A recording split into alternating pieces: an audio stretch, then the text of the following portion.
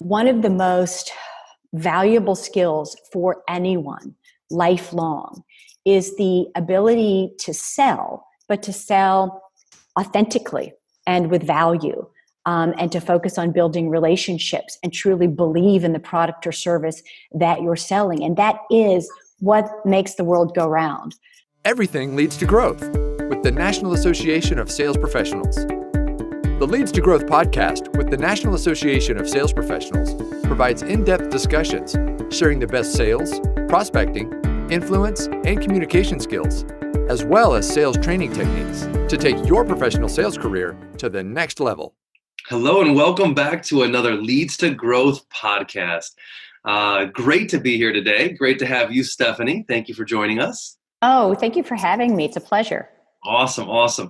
So we have with us today Stephanie Breedlove. Now, if you did not catch her on our Women of Influence in Sales video that Michelle did on Facebook, this is now your chance to catch up. So let me fill you in a little bit on who this amazing woman is, and then we will go ahead and get into talking.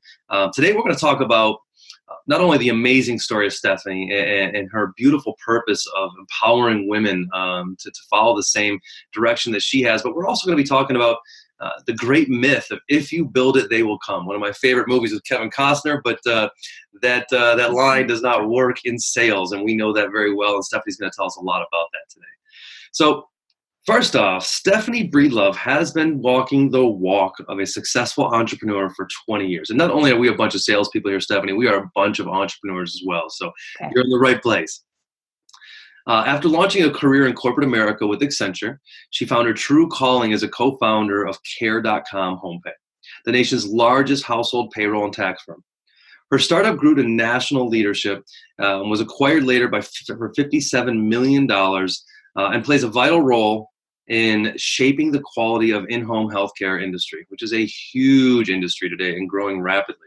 Stephanie's expertise has been showcased in Forbes, Working Mother, the New York Times, and more. She is an author of All In, How Women Entrepreneurs Can Think Bigger, Build Sustainable Businesses, and Change the World, and is engaged with organizations that share her passion for strengthening entrepreneurship. Now, one great thing about your book, I haven't read it all yet, I won't lie, but it's not just for women. Just so everybody knows, this is not just a book for women. There's some beautiful, powerful stories in here. And Stephanie, thank you so much for being here. Before I ask you what inspired you to write this book, I'd love for you to tell our audience a little bit more about your story and that phase of your life that saw you accomplish so much and be able to have such an amazing opportunity to share so much value with women in the world today. Oh, thank you. And let's see if I can boil down the fun parts of my story to just a few minutes before we get into the meat, but you get a little background and a little understanding of who I am and where I come from. To just kind of step through the, I think, core components of the full journey, and often the pivots are, even at this moment for me, kind of unknown to me. I came out of undergraduate and then graduate school. I have a finance degree and an MBA in the late 1980s. And as a woman with degrees in business in the late 1980s, I thought that I would find passion, calling, fulfillment in forging into the new world of going to work for professional companies, Fortune 500 companies that were largely male-dominated. And that was a new frontier, and I was going to find challenge and fulfillment. And off I went. And I went to work for Andersen Consulting, which is now Accenture. And the reason I'm sharing this is because I was very much a corporate person. And I was there for 6 years, and it was a very learned experience. I have taken everything that I did in the corporate space into my entrepreneurial journey. But then I got married and I had 2 children, 2 boys, a year apart. And this is an important part of the story because my husband and I, in the early 1990s and 91, we decided, and this is going to sound mainstream, it was novel then, we decided that as a couple, we wanted to see if we could truly pursue 2 equally important careers. We weren't paying the mortgage. I wasn't going back to work because I had an axe to grind. We were going to try to maybe forge this new life that wasn't happening yet in America. The dual income career was a new phenomenon. And to be honest with you, I share that because having that outlook and having two children 16 months apart in the mid 1990s, it informed kind of this notion of who do I really want to be if I'm going to try to balance the whole of life with family, children, being in a divergent space as a woman. And I think it became apparent that I really was interested in being the captain of my own ship. And to be honest with you, my husband felt the same way. And when entrepreneurship was not cool, being lean was not cool, the funding infrastructure didn't exist in the mid 1990s, I made the leap as the first co-founder into really trying to take control of my destiny, be the captain of my own ship, and really to try, we're going to talk about this later, to try to find where my best talents were and where they could fly. And I didn't think it was in corporate America. So in a basement, we started Breedlove and Associates, which is now Care.com HomePay. And we slowly grew to break even, to profitability. We learned to grow out of profitability rather than the fast pace of funding, which is atypical for today. And as you said, then you fast forward, we learned to cross that $1 million mark and push up into that mid-level market towards that $10 million mark to become an industry leader and to really fulfill the dream of being called to who I thought I was, which was an entrepreneur. So there's my story. Absolutely beautiful. And I want to point out one thing that really stands out to me is that pivotal time when you took a decision. You took a decision to be the captain of your own ship. You took a decision that this was the way we were going to go. Now we're going to try this and see if it works out, or we're going to see if we can do it our way. But you took a decision to do it that way. And that really stands out to me. How important was that decision, that commitment, so to speak? We hear it in the title of your book, All In, How Women Entrepreneurs Can Think Bigger. How important was that commitment to you in the times when it got rough? It was absolutely, to use the cliche from the book, it was an all-in moment. And, maybe it was a little more challenging for me as a woman in the mid-1990s. But to be honest with you, that's a challenging moment for anybody who thinks they have an idea and wants to leave, the comfort, the safety of a regular job. It's huge. It's an all-in moment. And I'll be honest, and this plays into what you said, if you built it, they will come as a myth. There is this notion in society today that if you have a really great idea, you get some support, whether it be in expertise and advisory board and financial support, then you take the leap with all the risk into this new idea that is simply an idea and not a business yet. I'm a real believer in the power of hard work of the test. And to be honest, we took this idea while we had our 2 full-time jobs and a 1 and a 2-year-old baby, and we built the backbone of a minimum viable product, an MVP, with software, with our strategy for service, our strategy for marketing, and then we moonlit. And I spent 2 years servicing business on the weekends and in the evenings after I came home from work. And to be honest with you, after 2 years of really virtually zero marketing and a little bit of word of mouth and a very small trial, we had $20,000 in revenue and it started to grow legs. And that was the decision moment. Okay, this is growing legs, although it's not big and viable. It's $20,000 in revenue, but it's killing my life. I have a corporate job. I have 2 children. I have a mortgage. I have a husband. So what do?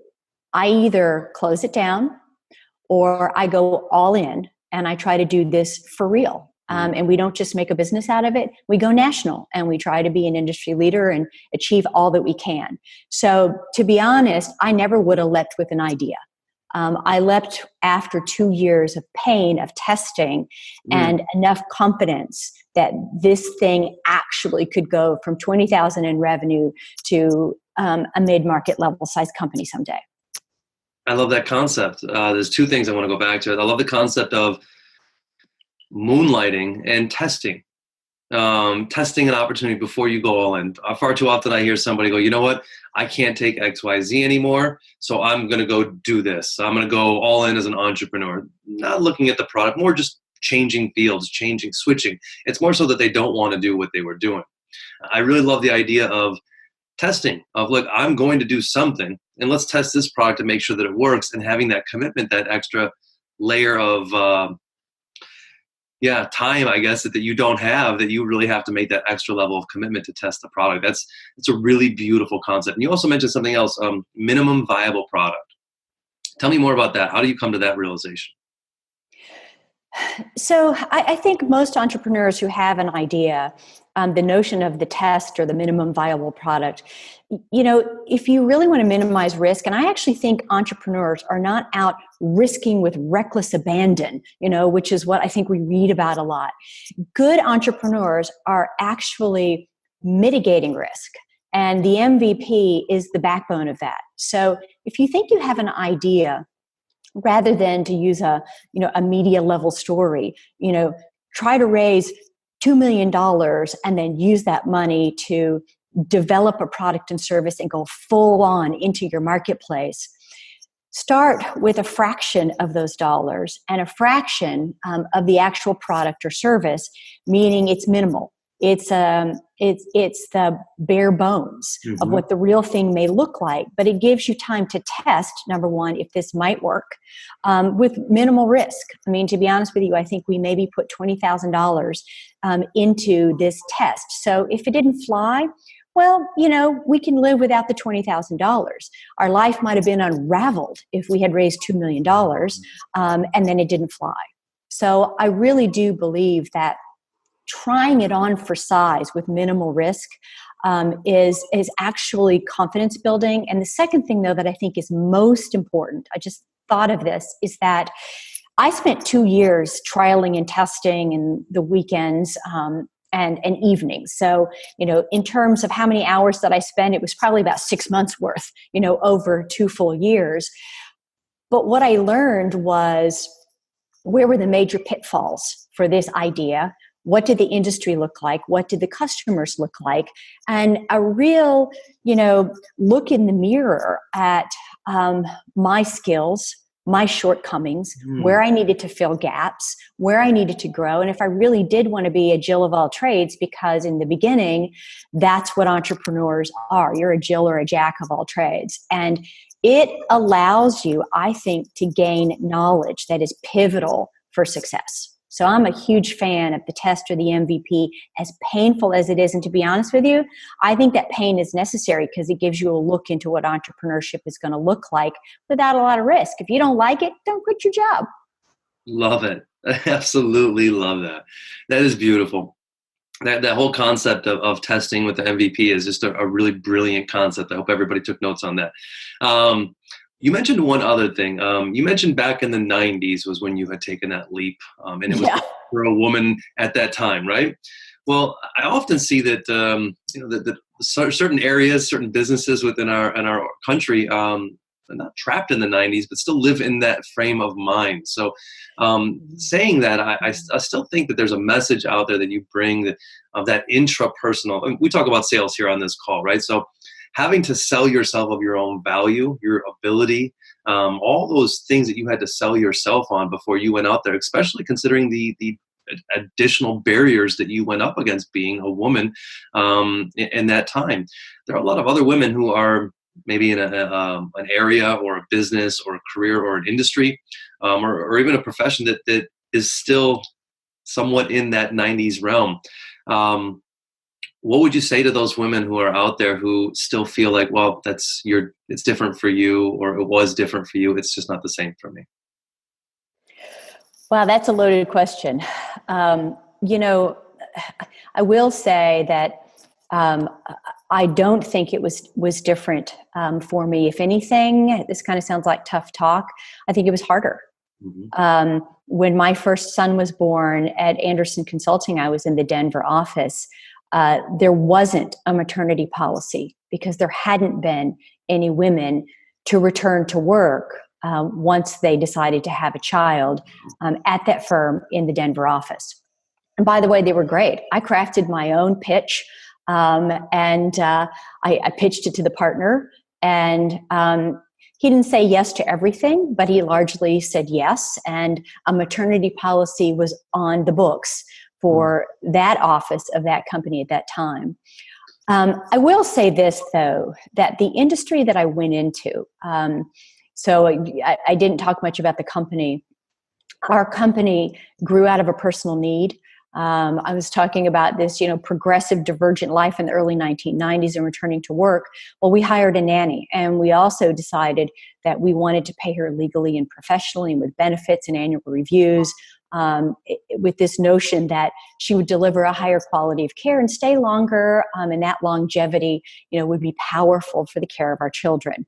No one was doing that. Less than 2% of America was paying their in-home care legally, and there wasn't much in-home care yet at that time.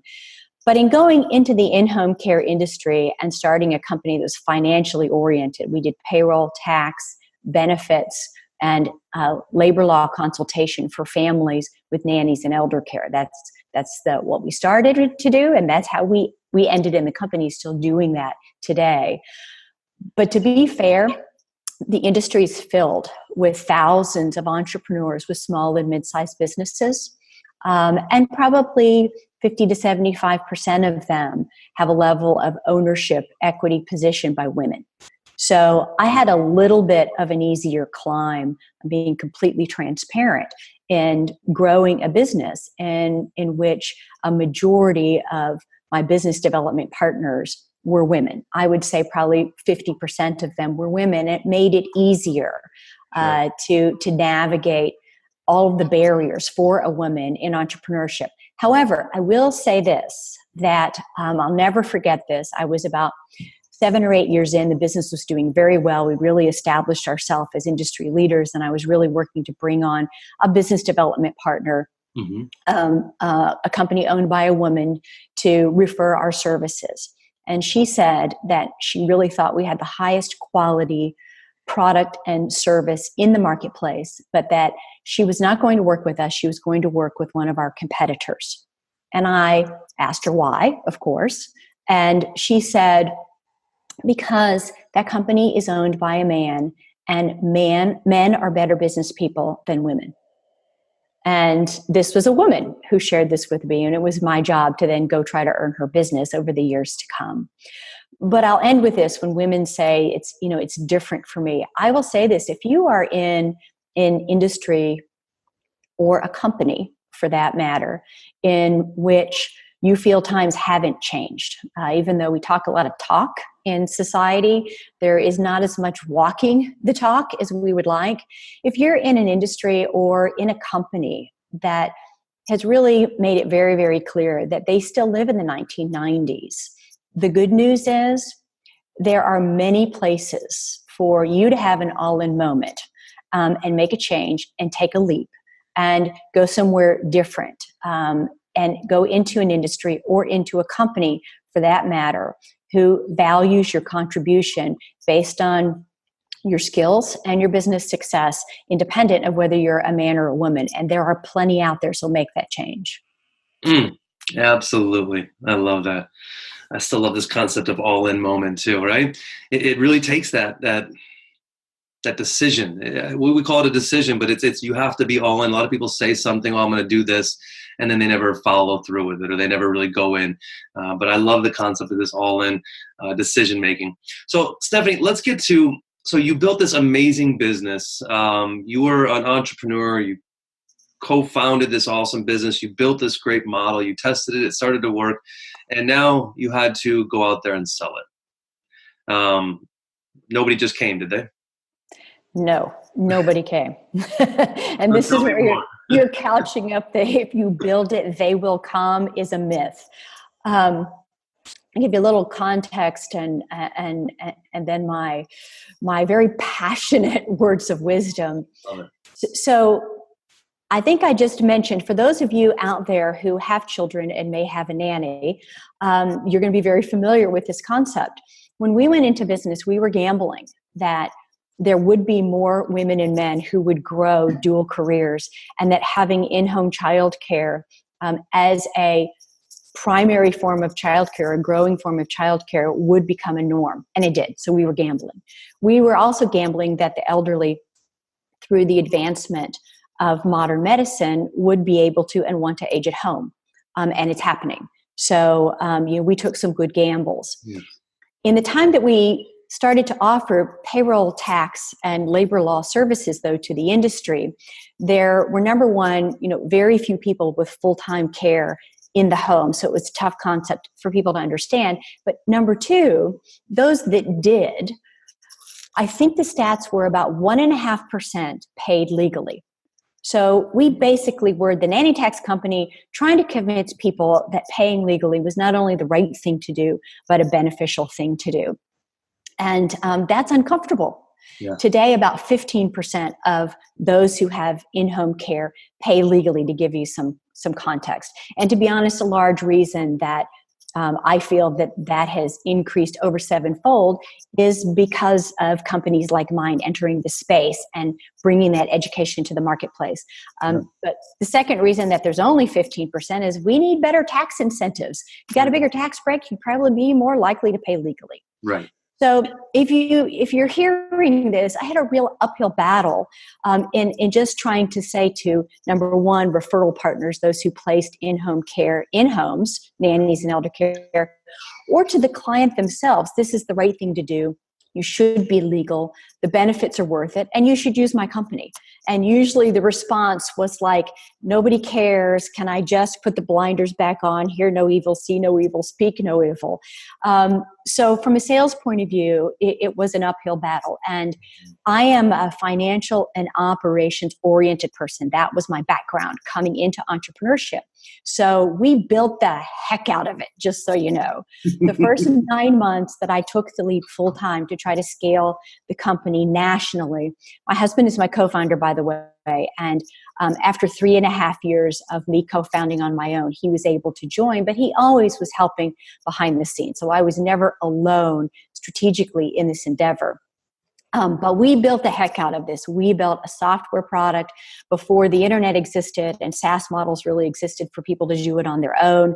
We also built a full service model so that we could basically take over every touch point from the moment you decide to hire someone till the time that you terminate her and everything in between. We're managing the financial and legal side. And we spent 9 months doing this before we went out into the marketplace. And we were running out of money. And there was this thought of, okay, I've drunk so much of my own Kool-Aid because I have decided I'm going to build it right before I launch it, which I'm not saying that's the right strategy. A lot of people build a little and then they sell and then they build more as they go. So I'm not saying that what we chose to do was the preferred strategy, but given my makeup in this operational and financial bent, that's what we chose to do.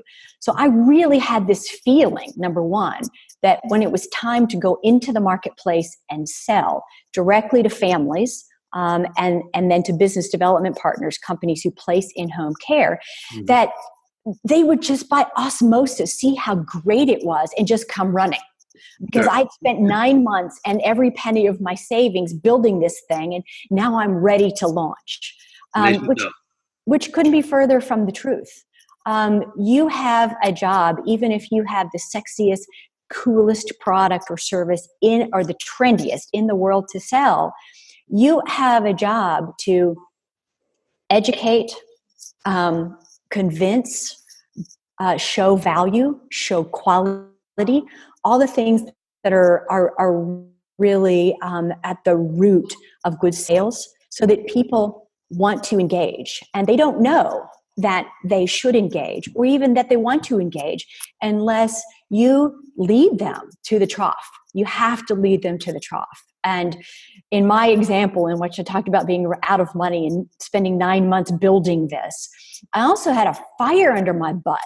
I mean, if I did not get out there and learn how to sell effectively, then this great product and service that we had built was going to fall flat on its face. 100% of making it was sitting on top of my ability to sell and to be humble and to be hardworking, and to have very thick skin. Yes, that last one is a necessity, especially when you're learning. Correct? Yes, yeah, you Yes. need to be able to take no, and let it be water off a duck's back, and use it to make a change so that you have fewer no's. But you can't internalize it, because if you believe in your product or service, it's really not about you. It's about the success of that product or service. Absolutely. I love that. And so what were some of the steps that you took when you realized that maybe sales wasn't your strongest skill, and you needed to get out there and master it, to build the trough, to bring people to the trough, so to speak? Yeah, that's a great question, and I'm glad you asked it, because for me it wasn't really just about learning to be good at sales. For me, it was learning to add experiences and skills, and depth in areas that, number one, I hadn't had previous experience, and number two, made me uncomfortable. We all tend to gravitate towards those two or three areas in life where we know we're rock stars.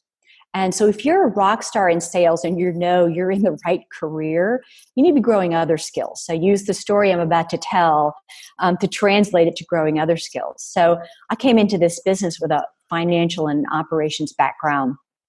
And to be honest with you, in 1995, the sales industry persona, it's very different than it is today. Sale was really kind of a four-letter word. If you were in sales, you were selling cars. That was, the mindset of America, if you will. Mm-hmm. And to be honest with you, I came into entrepreneurship with that jaded perception. I had this notion of, okay, if I build it, they will come because it's going to be so great. And they didn't come. And then I had this notion of, oh gosh, now I have to go sell, and that's beneath me. And I'm just being completely transparent. Absolutely. And the reality is, one of the most valuable skills for anyone, lifelong, is the ability to sell, but to sell authentically and with value, and to focus on building relationships and truly believe in the product or service that you're selling. And that is what makes the world go round. So number one, I had to look in the mirror and realize that not only was I not good at this, but I sort of felt like it was just a necessary evil, and it would be a sidebar in the company.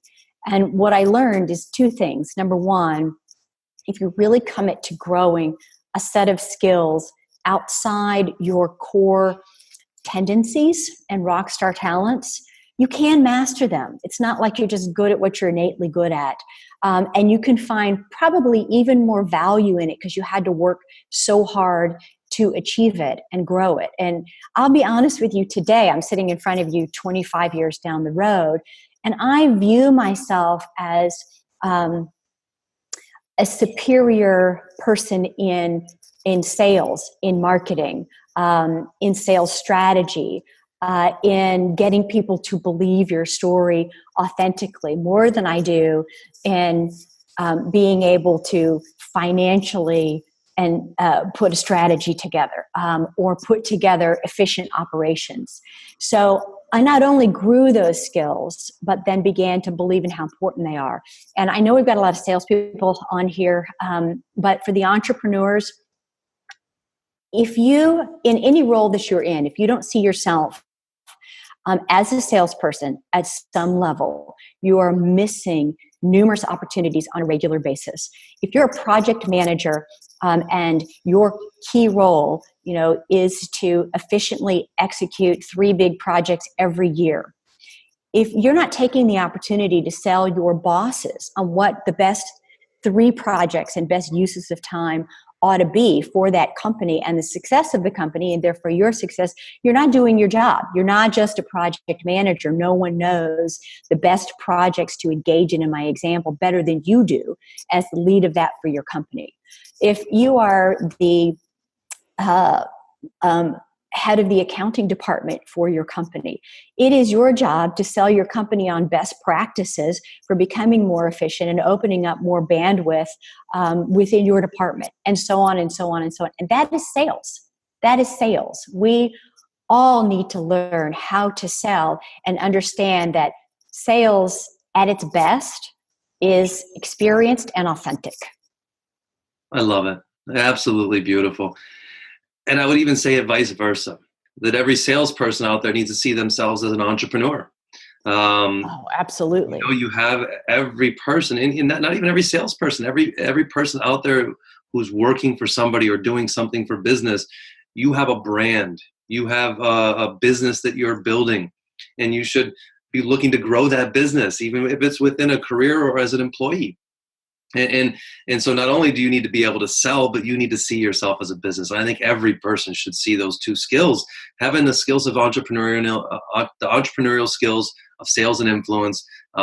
Those two things together, I think everybody should have. Absolutely. And if you're a salesperson working within a corporation, in this moment, you're an intrapreneur. You are a preneur. You are an intrapreneur. You may not be on your way to being an entrepreneur, but if you see yourself as an intrapreneur, you see yourself as really building a business. And I'm going to speak to this for a moment and turn the skills around on the other side. Number one, the cheapest and most effective way to build a book of business, if you're a salesperson, is to make sure that your short-term goals on quotas you're supposed to meet and sales you're supposed to close, they are aligned against your long-term goals. Mm-hmm. Because when they're aligned against your long-term goals, then what starts to happen is your commitment to the product, the service, the long-term, it starts to feed you business with word-of-mouth referrals.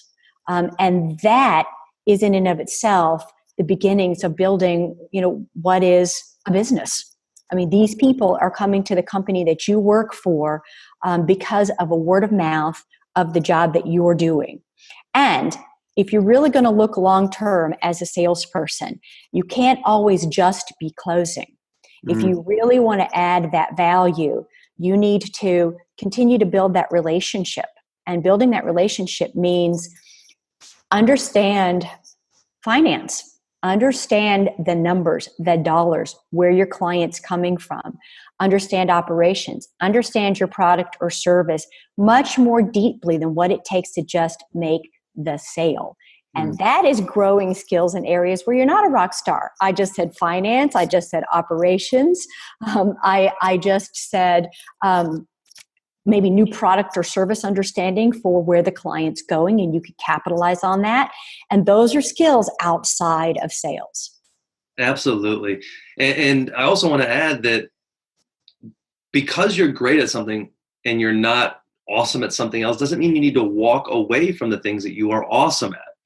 It's always a yes and. I far too often see people out there go, well, I'm only working on this because this is the area that I need to improve on. Well, yeah, but you're great at this. Why aren't you doing any of that? Yeah. And so just to remind people out there that sales is an influence, a skill that's yes and. It adds on and it makes you better at everything else that you do. Whether you start with the intrapersonal influence, influencing yourself on your own ability, your capability, your desires, all those things, and then influencing other people. And it starts inside, doesn't it, Stephanie? It does. And Christopher, you're exactly right. Research, I'm going to quote research, not just my own opinion. Please. Research actually has proven that people are most successful when they build the whole of their business or their career on top of those 2 or 3 talents where they're a rock star. So you don't want to pivot. I mean, if you really are great at sales, that's your foundation. That is the root of who you are, and everything emanates from there. The other skills, they're icing on the cake. And I'd like to say it that way. Your rock star talents are the cake, but to be honest, people will really buy what you're selling if your cake has icing too. Mm-hmm. I love that. I need no plain yellow cake. I need some frosting on that thing. Stephanie, well, this has been a blast. I really appreciate the time and all the valuable nuggets you have to offer. I think we could do this for hours. It's been fun. Yeah, absolutely. I would love our audience to know where they can hear more about you, where they can follow you, and where they can get that amazing book of yours. Thank you for allowing for the shameless promotion. Please we'll start with the book. The book actually is easy to get. You can find it on Amazon, of course, and any Barnes and Noble outlet or store as well. So it's mainstream, easy to reach in hard copy or any version. Awesome. In terms of reaching me, there's lots of places. I'll give you the easiest. My Twitter handle, which I am pretty active, is at BreedloveSteph, STEPH. I also write a weekly column specifically for entrepreneurs 50% of the time and women in business 50% of the time for a content site called On the Dot. So I have a weekly column that also I push through Twitter as well. And I'm easy to reach for speaking engagements and any other great ideas via email on my website. It's Stephanie at stephaniebreedlove.com. Amazing, Stephanie. You are a tremendous example of just a human being in this world. And I really, truly appreciate the example that you set for all the women in this world. We're going through a beautiful evolution. I think in a transformation, so to speak, in the way we see each other as men and women. And I really, truly am grateful for people like yourself, women like yourself, who have stepped forward before it's been okay, before it was certain, before it was safe, so to speak, and to really lead the cause. And then to have the passion enough to go back and to empower other women to do the same. So thank you so much for all that you do. Oh, thank you. I appreciate it. And I will say, I think I was called to do it because I do it 100 times over. It's been a great journey. Awesome. Beautiful having you, Stephanie Breedlove. Thank you so much. Make sure that you go check out her book, All In, and check out stephaniebreedlove.com. You can check out her blogs and everything there.